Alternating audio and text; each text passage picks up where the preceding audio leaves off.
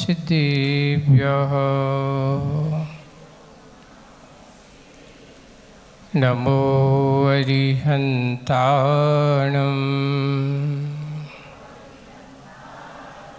नमो सिद्धाणं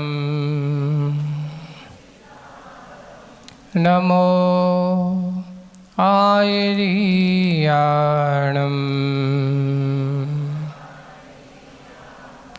नमो वज्रायाणं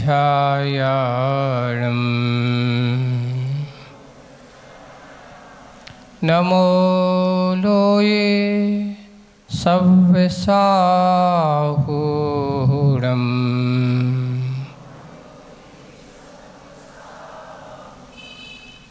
बोलिए पंच परमेश्वरी भगवंतों की, शासन नायक भगवान महावीर स्वामी की, मूल नायक देवादिदेव 1008 श्री शंभुनाथ भगवान की, देवादिदेव 1008 श्री श्रेयांशनाथ भगवान की, परम पूज्य आचार्य गुरुवर श्री विद्यासागर जी महाराज की, मुनि श्री आचार्य श्री समय सागर जी महाराज की, आचार्य श्री अकंपनाचार्य विष्णु कुमार आदि 700 मुनि राजों की, पूज्य मुनि श्री 108 अजित सागर जी महाराज की जय। समस्त मुनि संघ की जय।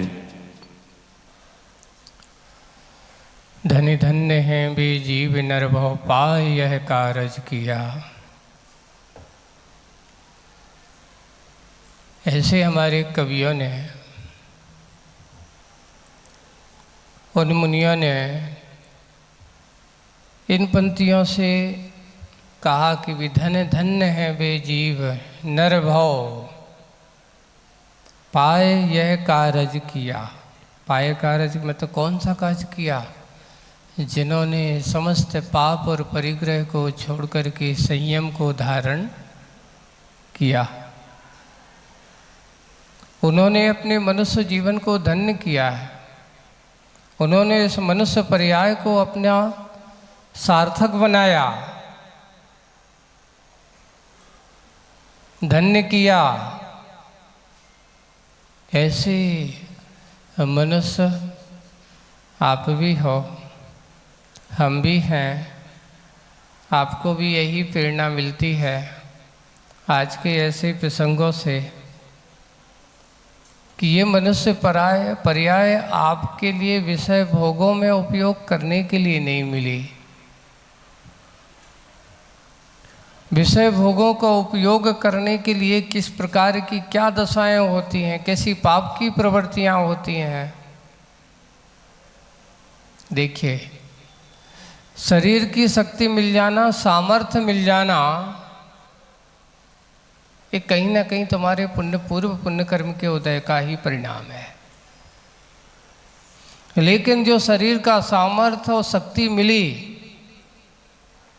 और उस शक्ति का दुरुपयोग करना, दुरुपयोग करे किसी निरीह व्यक्ति पर जाकर के उस शक्ति का प्रयोग कर लेना, तो वो क्या क्षत्रियपना है? नहीं, वो क्षत्रियपना नहीं, वो कायरपना माना जाता है।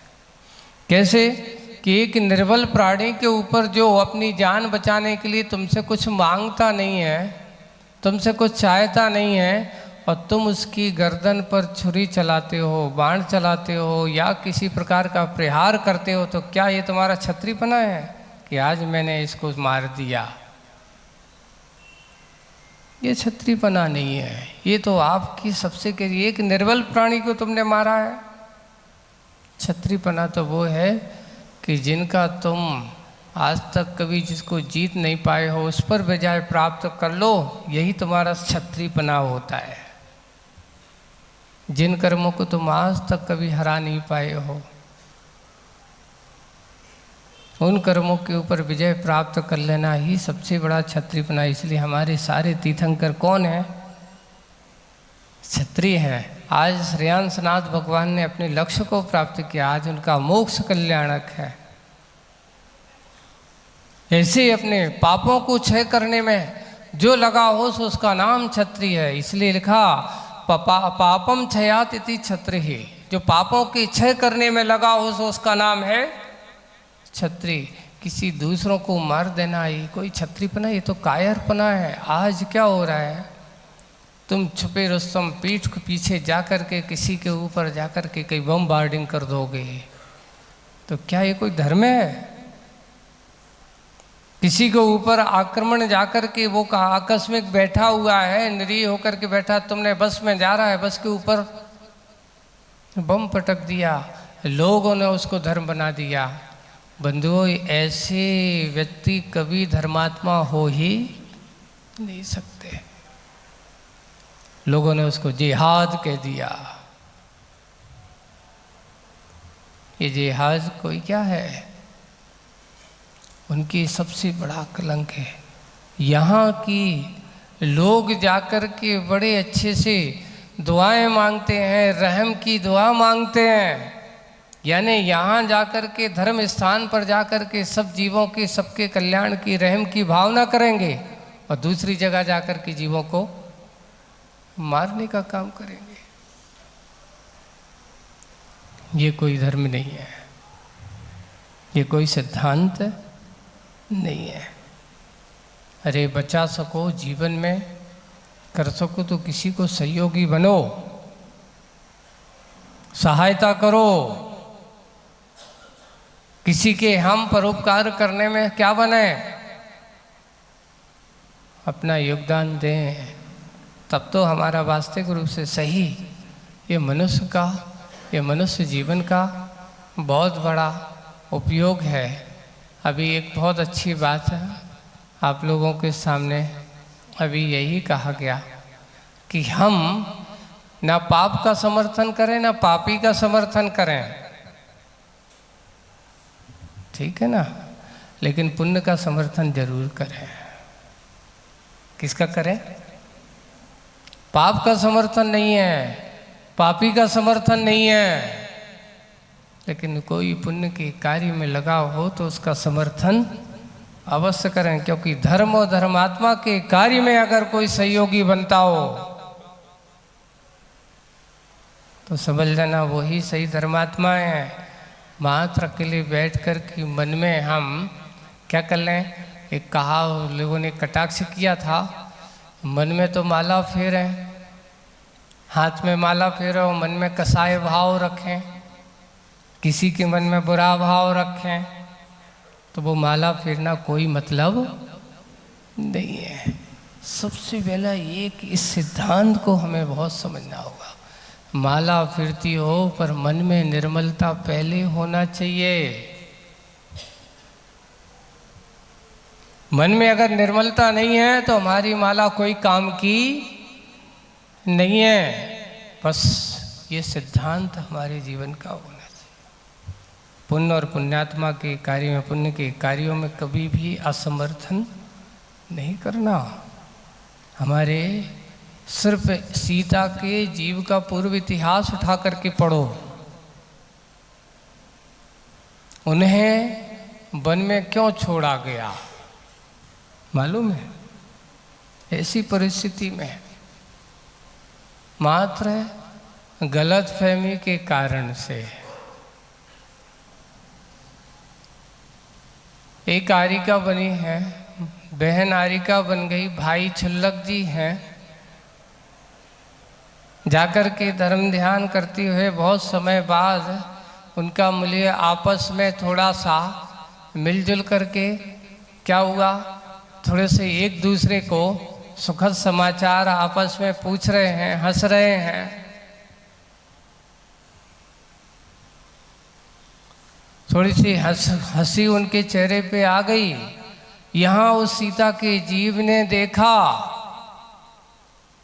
और जाकर के क्या किया था, दोषारोपण लगाया था कि ये छुल्लक और आरिका क्या हैं, ये सच्चे नहीं हैं। लोगों में अपवाद उनके ऊपर दोषारोपण लगाया, ये भाई बहन नहीं, इनका तो कुछ और ही चलता है। यानी उनकी चारित्र पर, उनकी चारित्र को कलंकित करने के लिए समाज में ऐसा दोषारोपण लाया था। उसी का परिणाम था कि कर्म का कैसा बंद हुआ, कि जब सब कुछ हो जाने के बाद गर्भवती है, जिसकी सबकी ज़रूरत थी पूरी परिवार की, उस समय उनके ऊपर भी क्या लगा था? दोषारोपण लगाया था, कलंक लगाया गया था। और उस कलंक का परिणाम क्या हुआ था कि पूरी ऐसी अवस्था में उनको वन में छोड़ा गया। ये अपने कर्म की ही विचित्रता है। आज अपने आप को समझना, आज रक्षाबंधन नहीं, मोक्ष कल्याणक है, उन मुनिराजों की रक्षा का दिवस है। देखिए, उन 4 मंत्रियों के पास सामर्थ्य है, शक्ति है, रक्षाबंधन का निमित्त कैसे बना? उनके पास पूर्व की शक्ति, प्रणव के परिणाम के कारण से, युद्ध कुशलता होने के कारण वे जहाँ एक दूसरे राज्य से उनको निष्कासित किया और चारों जाकर के यहाँ पद्म राजा के यहाँ पहुँच जाते हैं और उनके ऊपर अचानक पर शत्रु ने आक्रमण कर दिया और चारों मंत्रियों ने उनके आक्रमण को अपनी कुशलता से, क्षत्रियता से बचा करके राज की सुरक्षा की। और सुरक्षा करने के बाद क्या हुआ? उन्होंने कहा कि तुमने मेरे राज्य बचाया है, अब एक काम करो, तुम क्या चाहते हो? तुम्हारे लिए इस राज्य में अब तुम जो चाहो तुम्हारे लिए दिया जाएगा। देखिए, शक्ति के दुरुपयोग ये होता है। एक राज्य से निष्कासित होने का कारण क्या था कि वहाँ पर कंपनाचार्य आदि 700 मुनिराजों का जो संघ था वो आया। इसने जाकर के उनके साथ गलत व्यवहार किया और गलत व्यवहार करने के बाद उन चारों मंत्रियों को देश से निकाला गया। उनको गधे पे काला मुंह करके इन्होंने मुनिराज को कलंकित किया है। मुनिराज को ऐसे, जो किसी से कोई लेन देन नहीं, ऐसे मुनिराज को तुमने क्या किया है? अपमान किया है। अपमान का बदला अपमान ही होता है, सम्मान नहीं होता। अगर तुम किसी का अपमान करोगे तो तुम चाहो कि मेरा सम्मान हो जाए, कभी सम्मान होने वाला नहीं है। अगर सम्मान चाहते हो तो दूसरों को सम्मान करो, बहुमान करो, तुम्हें सम्मान मिलेगा। और उन्होंने उनका अपमान किया, बदले में क्या हुआ? राजा ने उनको देश से निकाला है, गधे से निकाल बिठा करके नगर से, और कहा राज्य की छोड़ करके जाना। अब दोनों चारों कुशल थे। यहाँ ये आया, पद्म राजा के ऊपर परचक्र था और उन्हें आक्रमण किया, उसके दूर कर दिया, राज्य सकुशल हो गया। चारों मंत्री वहाँ आ गए। अचानक विहार करते हुए वे मुनिराज हस्तिनापुर पे आए अपने संग के साथ। उन्होंने मौका देखा। किन्ने? क्यों? कभी कभार एक कहावत है, निकृष्ट व्यक्ति जो होते हैं, एक बार अगर उनका अपमान हो जाए तो वे अपमान को ये नहीं सोचते कि मैंने गलती की थी तो अब गलती आगे नहीं करना। उन्होंने उस गलती को और महागलती में करने की चेष्टा कर दी कि इनके कारण से मुझे फलाने राजा, उसने मुझे देश से निकाला दिया था, अब मुझे तो अच्छा क्या है, अवसर मिल रहा है। और जाकर के पद्म राजा से कहता है, महाराज आपने कहा था, हमने आपके राज्य को बचाया है, अब मेरे, आपने कहा था जो मांगो वो दूंगा, मुझे आपसे कुछ नहीं चाहिए, बस आपके लिए 7 दिन का आपका राज्य चाहिए। मैं 7 दिन का राजा बनना चाहता हूँ। हम लोग 7 दिन आपका आदेश नहीं चलेगा, मेरा आदेश चलेगा। उसको करना क्या था? क्योंकि जिनकी बुद्धि में दुष्टता है वे हमेशा ऐसे कुटिल विचार करते हैं, ऐसे विचार करके हमेशा बुरा करने की ही सोचा करते हैं। और वो ही हुआ। राजा ने कहा, क्योंकि क्षत्रिय जो है वो कह देता कि ठीक है मैंने वचन दिया था तो मैं 7 दिन के लिए राज्य दिया। और जैसे ही राज आता है, मुनिराज का आगमन हुआ और उसने जाकर के मुनिराज के ऊपर पद्म राजा को पता चला, अब मैं क्या करूं, मैंने तो 7 दिन के लिए उनको क्या कर दिया है, मेरी कोई सुनने वाला नहीं है अभी।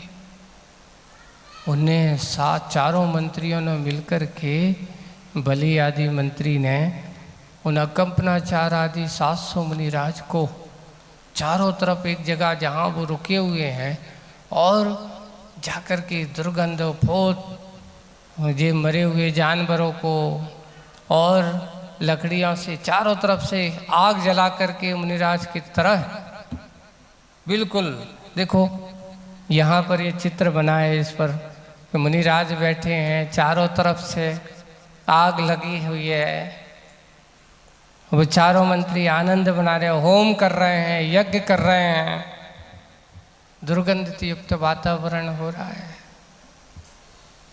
मुनिराज ध्यान में बैठे हुए हैं। ऐसी समय विपरीत परिस्थिति में अब क्या समझते हैं, कथा बहुत लंबी है। तभी ऐसे ही होता है, जब प्रकृति में इस प्रकार का अत्याचार होता है तो प्रकृति भी अपना संकेत देती है। प्रातः काल समय देखते हैं 4 से 4:30 5 बजे के बीच में एक ध्रुव नक्षत्र निकलता है, ध्रुव तारा जिसे अपन कहते हैं।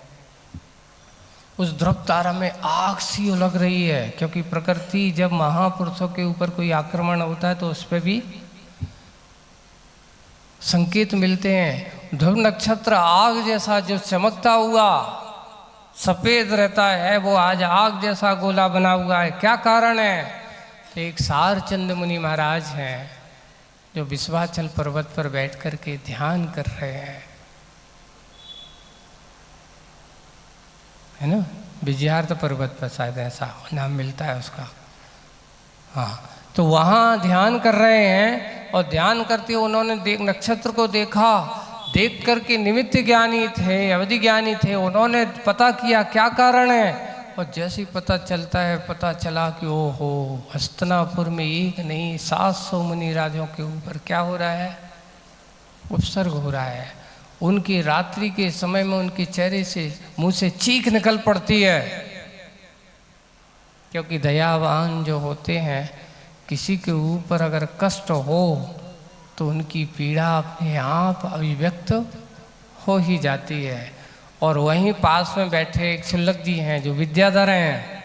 देखिए, विद्याधर जो होते हैं वे क्षुल्लक तो बन सकते हैं, पर मुनि बने तो पहले विद्याओं का क्या करना पड़ता है, उनको त्याग करना पड़ता है। क्षुल्लक जी वहाँ बैठे हैं, उन्होंने देखा महाराज के मुख से क्या बात है, अचानक ऐसी वेदना क्यों हुई, ऐसा आज तक मैंने नहीं सुना। पुष्पदंत नाम के क्षुल्लक जी हैं, और महाराज ने तत्काल कहा कि हस्तिनापुर में ऐसा ऐसा महा उपसर्ग हो रहा है, और ऐसे उपसर्ग को कैसे दूर हो इसके बारे में सोचने की जरूरत है। क्या करें? कैसा? क्षुल्लक जी पूछते, महाराज अब बताओ इस उपसर्ग को कैसे दूर किया जाए। तो तत्काल मुनि महाराज ने, आचार्य सारचंद महाराज ने कहा, एक काम करो, इसको दूर करने में मात्र एक ही समर्थ हैं, वो है विष्णु कुमार मुनि महाराज। उन्हें स्वयं पता नहीं कि मेरे पास विक्रिया रिद्धि है, लेकिन उनकी तपस्या साधना के फल से मुनिराजों को अपनी रिद्धियों के बारे में वे कभी ये नहीं जानने कि मेरे पास कौन सी रिद्धि है। उन्होंने कभी जानने की कोशिश नहीं की। तत्काल क्षुल्लक जी को उनने कहा, जाओ आप उनको एहसास कराओ, आप ऐसे मुनिराजों की रक्षा कर सकते हो।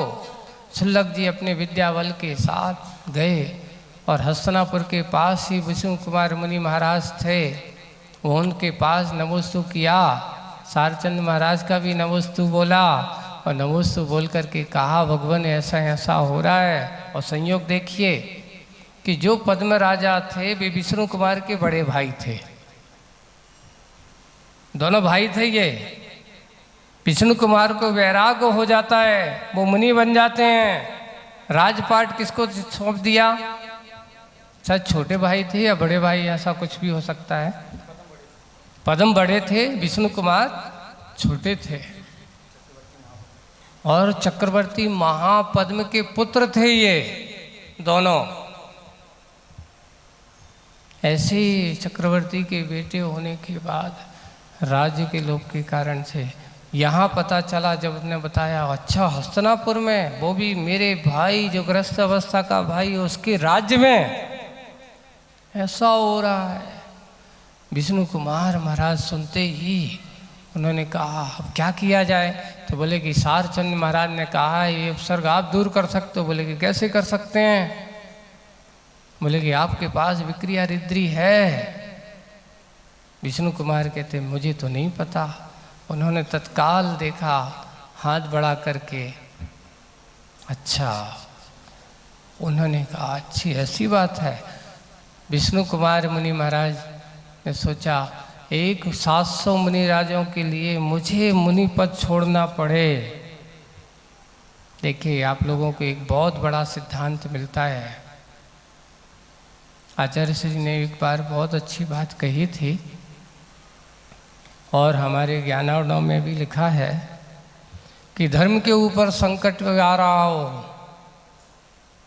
धर्म रक्षा श्रवण संस्कृति के ऊपर ऐसा आक्रमण हो रहा हो और हमारे धर्म का विनाश हो रहा हो, ऐसे समय पर श्रावक हो चाहे साधु हो, चुप नहीं रहना चाहिए। अगर तुम्हारा शीश भी कलम हो जाए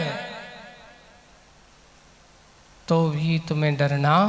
अगर मेरे जीवन का बलिदान होता हो और हजारों जीवों की रक्षा होती हो तो एक जीव की रक्षा के लिए नहीं, हजारों जीवों की रक्षा के लिए। हमारे भारत के सैनिकों को देखो, आप शांति से यहाँ बैठे हो और वहाँ वो बॉर्डर पे बैठ कर के क्या करते हैं, अपनी जान हथेली पे लेकर के आप सब लोगों की क्या करते हैं, रक्षा करते हैं।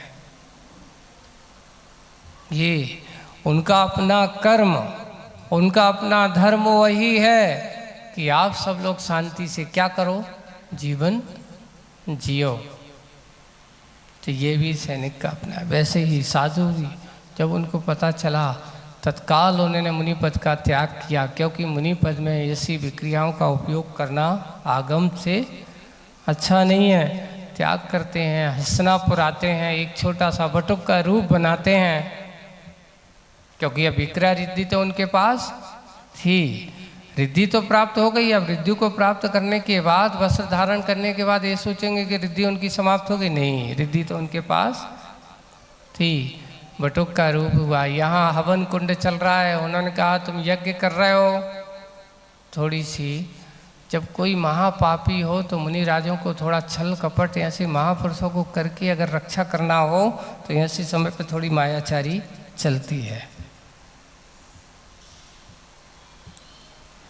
और उन्होंने माया में ऐसा छोटा सा रूप बनाया। वहाँ गए, उससे कहा ब्राह्मण बटुक हूँ, आप ऐसा कर रहे हो, मुझे भी कुछ दान दक्षिणा दो। ये मात्र अपने यहाँ नहीं है, सनातन धर्म में एक 52 अवतार करके कथा आती है उनके यहाँ। उनके यहाँ विष्णु जी, उनको विष्णु ने छोटे से 52 का रूप धारण किया।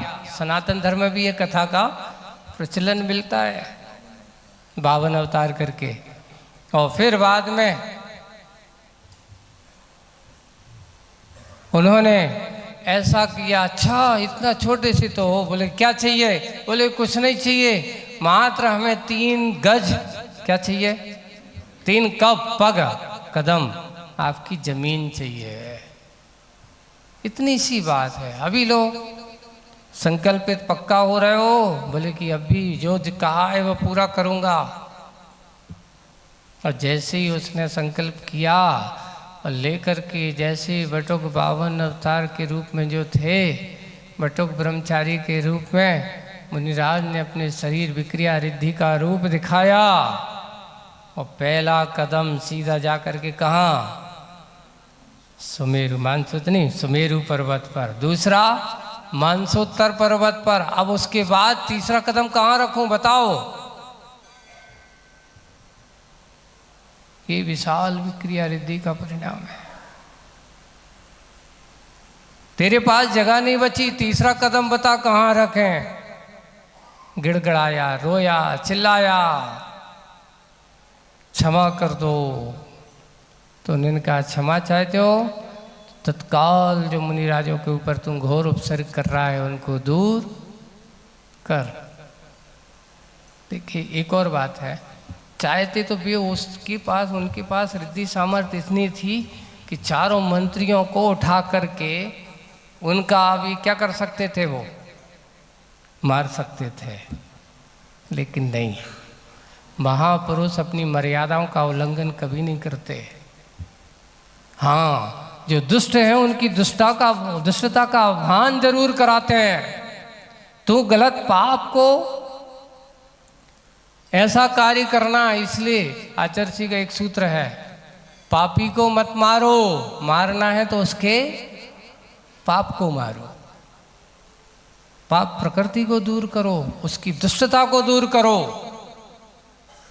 और उन्होंने उसकी बुद्धि को जगाया, उसने पश्चाताप किया, पश्चाताप करके मुनिराजों के सारे उपसर्ग दूर किए। और आज का दिन है कि उन 700 मुनिराजों की रक्षा हुई और मुनिराजों का उपसर्ग दूर हुआ। मुनिराजों का तो उपसर्ग दूर हो गया। वो तो आज से बहुत पुरानी घटनाएं, अरयनाथ भगवान के समय की घटनाएं है, लेकिन आज भी हो सकता है कभी कदाचित ऐसा हुआ। अभी सुनने में आया कि देखिए बुद्धि ऐसी होती है। अभी बांग्लादेश में अपना एक हिंदू मंदिर में एक पुजारी था। जब अभी ऐसी वहाँ पे बांग्लादेश में ऐसी भीषण दशा बची थी, लोग भूखमरी थे, भूखों मर रहे थे, तो वहाँ पर उस पुजारी ने मानव धर्म की बात करो तो जो भूखे थे आसपास के झोपड़ी वाले, उन सबको प्रतिदिन, अभी कोरोना काल जब हुआ था तो सबको भोजन कराया, कोई भूखा ना रहे। लेकिन जब उस मानवता की ऐसी चरमपंथता पे आए, अभी पता चला उसको ऐसा मारा, पीटा और बांध करके उसको जिंदा जला दिया गया। सोचिए, ये बर्बरता है। माते धर्म है, ये धर्म की नीतियां हैं लोगों की। अरे जहां मानव मानव का ही दुश्मन बनाए तो समझ लेना वो मानव नहीं, सबसे बड़ा दानव है। सोचिए, आपकी शकल सूरत में और उसकी शकल सूरत में अंतर क्या है? शकल सूरत में तो दोनों एक से हैं, लेकिन एक के अंदर शैतानियत भरी पड़ी है, दानवता भरी पड़ी है। इसलिए मानव के भेष में दानव भी होता है और मानव के बीच में महामानव भी होता है। आज ऐसे उस महामानवों का दिवस है कि ऐसे हम महामुनिराजों की रक्षाओं के बारे में, आज देश काल परिस्थिति राजनीतियाँ ऐसी हो गई हैं कि बंधुओं, इसमें कोई किसी का साथी नहीं है, कोई किसी का साथ देने वाला। इसलिए ज़्यादा भरोसा मत करो, कब कब तुम्हारा दोस्त तुम्हारा दुश्मन बन जाए कोई भरोसा नहीं है। और राजनीति में तो कोई किसी का दोस्त तो होता ही नहीं है, ये भी पक्का है। राजनेताओं का और जितने भी नेतागण हैं, उनके आज के समय में जिनमें मात्र सत्ता की लालसा हो, उसी का परिणाम है कि उन्हें कुछ नहीं चाहिए। उनको क्या चाहिए? ये जो उठापटक हो रही है, ये सिर्फ सत्ता की लालसा के लिए है। उन्हें सेवा, देश रक्षा से कोई लेना देना नहीं है।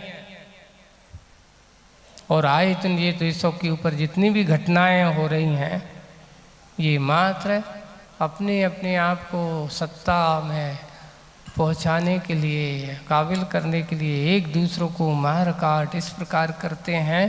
तो बंधु, अभी तुम्हारे पास सत्ता हासिल होने के बाद तुम ऐसा करते हो, एक दिन वो भी आएगा कि तुम भी क्या बनोगे? ऐसे ही जो जैसा करेगा वैसा पाएगा। तुम्हें भी बांध करके ऐसा ही जोड़ करके चारों तरफ सबके बीच में मारने की कोशिश की जाएगी। तो हम अपने कर्म सिद्धांत को अच्छे से समझें। आज का ये रक्षाबंधन पर्व श्रमण संस्कृति की रक्षा का दिवस, मुनि रक्षा दिवस, और साथ साथ जब मुनि रक्षा दिवस हुआ तो आज हमने लौकिक पर्व को क्या बना दिया? भाई बहन का पर्व बना दिया।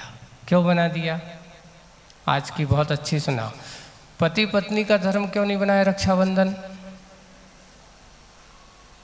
भाई बहन का दिवस क्यों बनाया रक्षाबंधन? एक गौर से सोचना।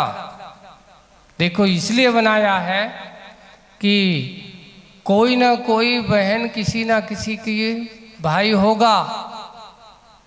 दोनों सहोदर हैं, दोनों एक ही माँ से जन्मे हैं। जितनी आत्मीयता उनके भीतर हो सकती, निर्विकार हो सकते हैं। इसलिए ये रक्षाबंधन पर्व को भाई बहन का कह दिया। भाई बहन का इसलिए कि वो कहती है कि देख, मेरे पास स्त्री पर्याय है, और स्त्री पर्याय एक ऐसी पर्याय होती है जो पराधीनता के साथ ही जीवन हुआ, क्योंकि उसके शरीर की रचना ऐसी है कि वो स्वच्छंद नहीं हो सकती, स्वतंत्र नहीं हो सकती। हमारे नीतिकारों ने बेल की उपमा दी है, जैसे कि एक बेल को लकड़ी का सहारा मिलता है तो वो बेल कितनी बढ़ती चली जाती है, विकसित होती चली जाती है। एक सहारे की जरूरत है। नारी को भी उस लता की तरह कहा। पुरुष उस लता के विकास में उस लकड़ी की तरह हुआ करता है। उसकी रक्षा सुरक्षा में कारण हरा भरा बने, फल फूलती रहे। इसलिए उस नारी के लिए बचपन में वो अपने माता पिता के साथ रह कर के शिक्षण अध्ययन अर्थ करती है। उस पिता के साथ रह कर के पूरा का पूरा संस्कार से अपने आप को संस्कारित करती है। और जब वह पिता अपने दायित्व को देख लेता है कि अब मेरी बेटी योग्य हो गई है, उसका विवाह आदि कर देता है, तो वह पूरा जवानी का काल किसके आश्रय जीती है? पति के सहारे जीवन जीती है। और जब पति बुढ़ापे में पहुंचती है, पति दोनों होते, क्योंकि शरीर की स्थिति है, तो उस समय अब उसकी संतान के लिए कहा गया कि बेटा, तुम्हारा कर्तव्य है कि अपने माता पिता की क्या करना? सेवा करना। एक बात आज आप लोगों को और कहना चाहूँगा, माता पिता कितने भी नाराज हो जाएं, यहाँ तक कि तुम्हें बहुत भला बुरा कह दें, पर मैं कहूँगा उस बेटे को कि कभी माता पिता तुम्हें नाराज होते भी हैं तो कहीं ना कहीं उनका कुछ ना कुछ अच्छा छुपा होगा। आप जवाब में उनको क्या ना कहें, अपशब्द ना कहें, उनको बुरा ना कहें। वे आपकी बुराई को दूर करने के लिए कभी कभार रोष दिखाते हैं, पर हम रोष में सुनकर के उनके होश खो जाते हैं। यहाँ तक कि उन माता पिताओं को घर से बाहर निकाल देते हो, और नहीं है घर से उनको नहीं निकालते तो आप क्या करते हो? स्वयं उनको अकेला छोड़ करके भाग जाते हो। ये भी आपकी कायरता है, ये आपका धर्म नहीं है। यह धर्म बताता है कि जीवन में सबसे पहले भगवान की पूजा करने के पहले अपने घर के भगवानों की अच्छे से पूजा करो, उनकी पूछ परख करो। होता है कि भगवान की भक्ति पूजा तो खूब कर लेते हैं, लेकिन तुम्हारे माता पिता दुख में रो रहे हैं, अपने परिजन रो रहे हैं, और उनकी पूजा, उनकी पूछ परख नहीं है, तो आपकी पूजा करने का मतलब कोई मायना नहीं रखता। अब होता है एक और है, प्रेम भाव भी होता है तो अपने वालों से होता है, लेकिन अगर थोड़ी सी भी उनके मन की ना हो तो कसाय भाव भी होता है, तो वो भी अपने वालों से होता है, अपने परिचितों से होता है। हम इतनी दुश्मनी कर लेते हैं, इतनी दुश्मनी कर लेते हैं कि उसकी हम शकल देखना पसंद नहीं करते हैं। यहाँ तक कि कई लोग तो ये संकल्प करते, मर जाऊंगा लेकिन तेरे घर पर कभी नहीं आऊँगा। समझ लेना, ऐसे व्यक्ति कभी भी अपने अंदर के कसाय भाव को छोड़ नहीं सकती। अगले भाव में तुम्हें भी ऐसे मिलेगा, वो भी सोचेगा, कोई तुम्हारा साथी होने वाला नहीं है। इसलिए ऐसे कसाय भाव से कभी नहीं जीना, है ना। तो यही है, नीतिकारों ने लिखा है कि कितना भी हो, सलाह लेना हो तो अपने भाई से सलाह लेना, चाहे वो कितना बैर हो। क्यों? क्योंकि भाई तुम्हारे कभी बुरा नहीं चाहेगा। अगर बैरी भी तुम कितना भी होगा, उसके पास बैठोगे, अपने मन से समर्पण भाव होकर के एक बार तुम अच्छे से पूछो तो उसका मन भी कसाय भाव से भरा, रे मेरे भाई ने भला ही बुरा किया था, लेकिन कम से कम आज मुझे सम्मान दिया है, बहुमान दिया है, उसका मान भी सम्मान पानी पानी होगा, और वो भी तुम्हें क्या करेगा, सलाह देगा। इसलिए सलाह लेना है तो किससे लेना? अपने भाई से लेना। क्यों? भाई कभी आपका हित नहीं चाहेगा, और ऐसे ही परिणाम हमें बना के रखना है। आज का ये दिन हमारे लिए रक्षा दिवस के साथ साथ हमें जीवन की एक नई दिशा, इसलिए भाई बहन का परिवार बन गया। भाई के लिए वह राखी बांधती है, इस भाव से बांधती है कि ये राखी आपको रक्षा सूत्र की ज़रूरत है। मैं यही कल्पना करता हूँ कि मेरे लिए ज़रूरत पड़े तो आप मेरी रक्षा करना। लेकिन ये ध्यान रखना, आप लोग क्या करते हो, उल्टा सोचते, नहीं भाई को ही बहन की रक्षा करना चाहिए। ऐसा भी नहीं है। कभी कभार भाई के ऊपर भी अगर संकट आए और बहन समर्थ हो तो बहन को भी अपनी भाई की क्या करना चाहिए, रक्षा करना चाहिए। तब तो उसकी ये रक्षाबंधन पर्व है। मात्र हम एक तरफा सोचा करते हैं, ऐसा नहीं है। बहुत अच्छे भाव के साथ शुद्ध निर्मलता का संबंध जिस बंधन में हो उसका नाम है रक्षा बंधन। ऐसे रक्षाबंधन के पर्व पर हम सब अंदर के परिणामों से निर्मल बने, कसाय भाव को छोड़ें, और जिनके अंदर ऐसे कसाय भाव हो जिससे बुराई हो, हम तो जाएंगे उनके घर पे जाना। आज आप और संकल्प करते हैं कि हम दोनों बैर भाव भूल करके अपने अंदर के निर्मल परिणाम बनाएं, यानी रक्षाबंधन को अपना क्षमा पर्व जैसा कार्य बनाना चाहिए। तब तो आपका रक्षाबंधन सार्थक है। जिनके से आपने बुराई बना के रखी है, उनके पास जाकर के अच्छे मन से समर्पित भाव हो कर के और ये क्षमा मांगते हुए उससे कहें कि अपनी बैर भुलाई दूर हो और हम सब एक दूसरे के सहयोगी बने, ऐसा कार्य हो। इसी भावना से बोलिए श्रेयांसनाथ भगवान की। परम पूज्य आचार्य गुरुवर श्री विद्यासागर जी महाराज सागर जी महाराज जी की जय। ये रक्षा सूत्र हैं जिनवाणी सुस्थित